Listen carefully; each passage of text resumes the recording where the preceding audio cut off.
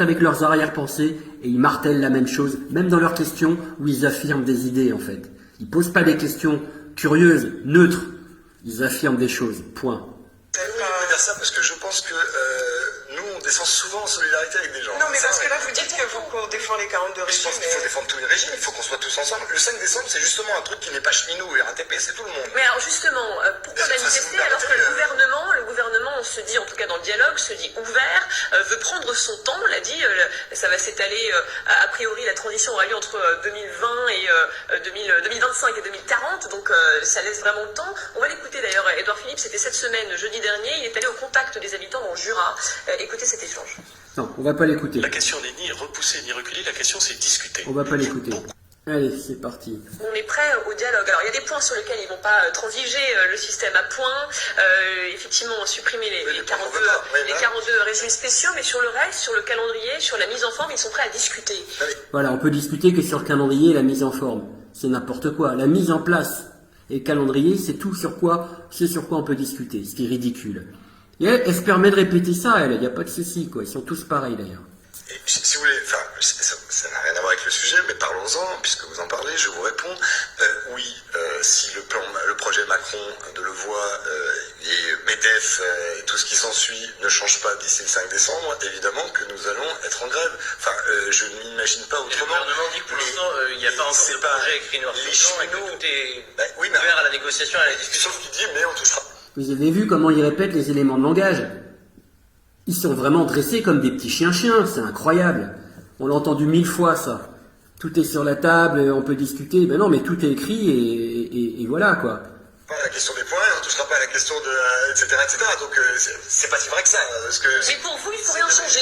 Il faut garder le système de retraite tel qu'il est. Non, je pense pas qu'il faut rien changer. Pourtant, les comptes ne sont pas à l'équilibre. Non, moi je pense pas qu'il faut rien changer. Je trouve ça scandaleux, les 43 annuités. Je trouve ça scandaleux qu'on ait cassé la retraite à 62 ans, à 60 ans. Je trouve ça, il faut revenir sur les réformes baladures. Mais il manque de l'argent, c'est ça le problème. Je suis pas persuadé, vous savez, ce régime de retraite, il a été fait en 45 dans un pays ruiné par la guerre et l'occupation, dans lequel on payait son pain avec des tickets de rationnement. Vous n'allez pas me croire qu'il est moins riche qu'à l'époque, ce pays qui est la 5e puissance économique du monde, dans lequel je crois qu'on a battu des records de dividendes mondiales qui ont été versés aux actionnaires. Je pense qu'on peut faire payer un certain nombre de gens très riches pour payer les retraites des gens. Je pense qu'on a tous le droit à un temps de repos en bonne santé à la fin de notre vie de travail.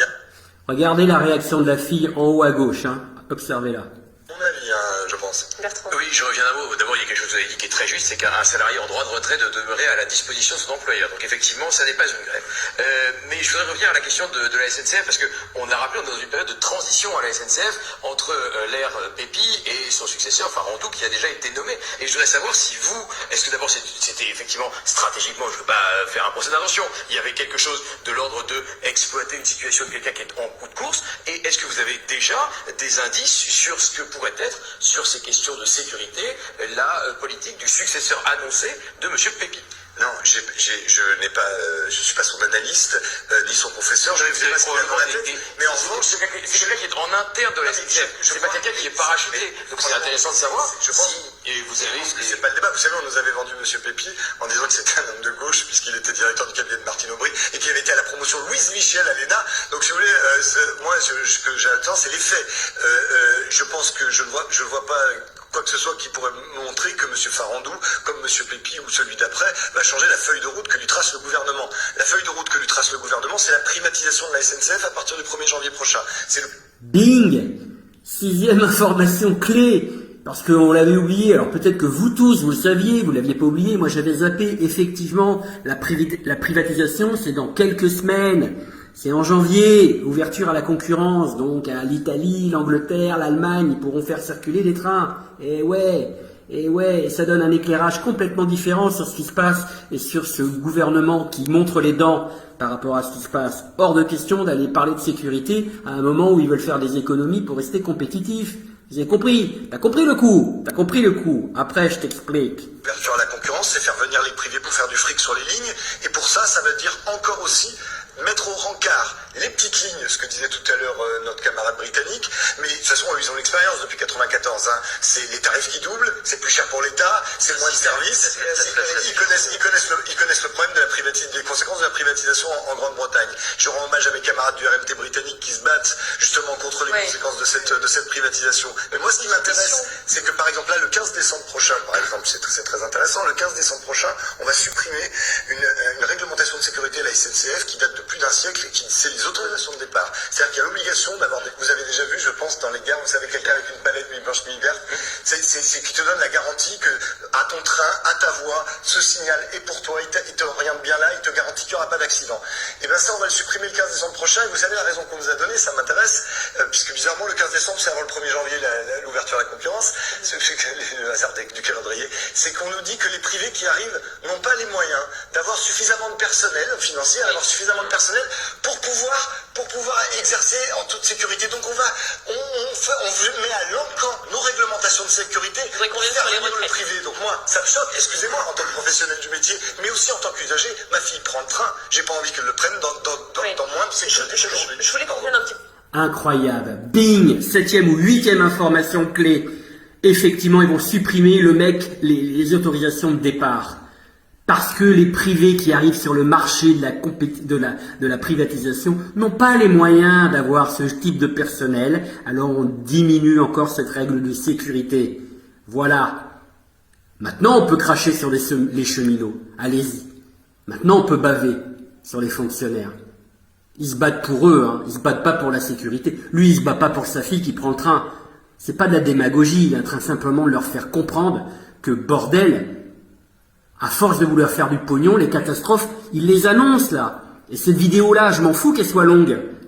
Parce que là-dedans, il y a plein d'infos. Et dans 2 mois, dans 3 mois, dans 6 mois, au prochain accident, là on pourra dire, regardez les médias, ils regardaient ailleurs. Parce qu'elle regarde où? Elle veut parler des retraites maintenant. Personne réagit, il vient de donner une info, c'est une bombe. Personne réagit. Tout le monde s'en fout sur ce plateau d'éditorialistes macronisés. Sur la question des retraites, parce que c'est quand même le dossier explosif, c'est ce qui fait beaucoup parler justement, et on se pose la question, et je vous la pose à tous autour de la table, est-ce que le gouvernement s'apprête à reculer sur la réforme des retraites? On a entendu parler d'un plan B finalement. Voilà, allez, j'arrête là, puisqu'ils veulent pas en entendre parler plus que ça, de sécurité et des vraies raisons de ce droit de retrait qui a été exercé. Donc j'ai fait une vidéo longue, 30 minutes, je suis désolé, mais voilà, je pense que ça vaut 30 minutes de JT de France 2, largement, et puis que là, moi j'ai appris au moins 8 informations importantes, il y en avait au moins 4 capitales, et peut-être dans les médias, en cherchant sur Internet, en tout cas voilà, vous les avez eus, et puis accessoirement, vous avez vu le comportement des chiens de garde qui, à part mordiller les mollets d'un grand responsable syndical qui est ce jeune... Mathieu, je crois que c'était son prénom.